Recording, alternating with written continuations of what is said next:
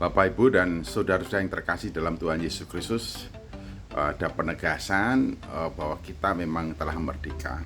Kita dipanggil untuk merdeka, dan catatannya adalah jangan menggunakan kemerdekaan itu sebagai kesempatan untuk berbuat dosa.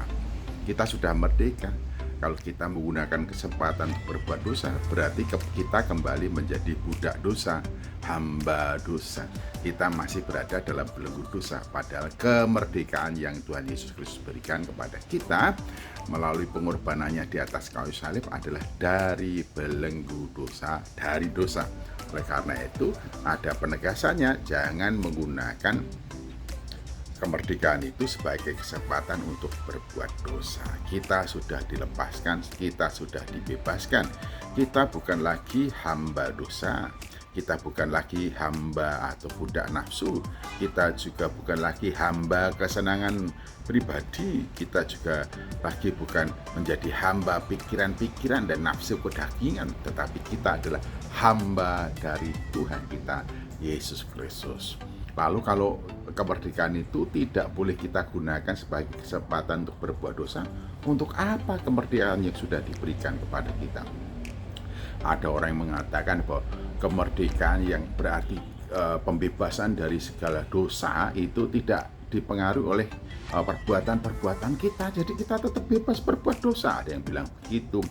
Namun jelas firman Tuhan, jangan menggunakan kemerdekaan sebagai kesempatan untuk berbuat dosa. Jangan lagi kembali menjadi budak dosa karena kita sudah dibebaskan.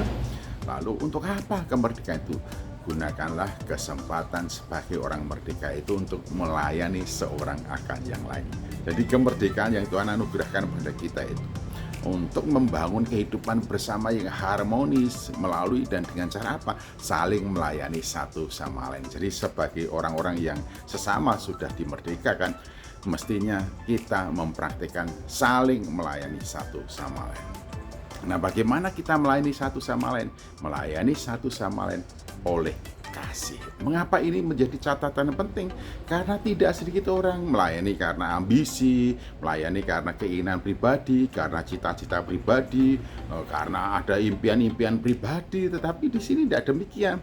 Pelayanan yang kita lakukan seorang akan yang lain tidak ada interest pribadi atau terlepas atau terbebas dari interest pribadi, semata-mata kita melakukan demi dan bagi kepentingan dan kebaikan orang-orang yang kita layani. Pelayanan yang dilakukan oleh kasih, pelayanan yang dilakukan didasarkan atas belas kasih, keinginan, kerinduan untuk membawa orang lebih baik, mengentaskan dari kesengsaraan, mengentaskan dari keterpurukan, mengentaskan dari keputusasaan, mengentaskan dari kegagalan dan kegalauan hidupnya, sehingga mereka kembali sebagai pribadi-pribadi yang kuat, yang kokoh, yang teguh, yang siap sedia untuk mengatasi dan melanjutkan perjuangan hidup sebagai orang-orang yang sudah dimerdekakan. Melayani oleh kasih berarti pelayanan itu dilakukan bahkan rela mengorbankan dirinya demi dan bagi kepentingan orang-orang yang dilayani.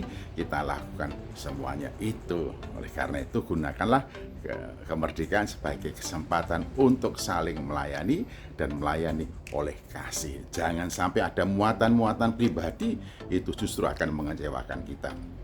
Jangan sampai ada muatan-muatan pribadi, itu membuat kita akan galau, frustasi, dan stres. Kita akan mendapatkan tekanan yang begitu berat, dan pelayanan-pelayanan yang kita lakukan akan merupakan beban, bukan sebagai satu kenikmatan, anugerah, dan juga sebagai satu kesempatan untuk berkontribusi terbaik bagi sesama.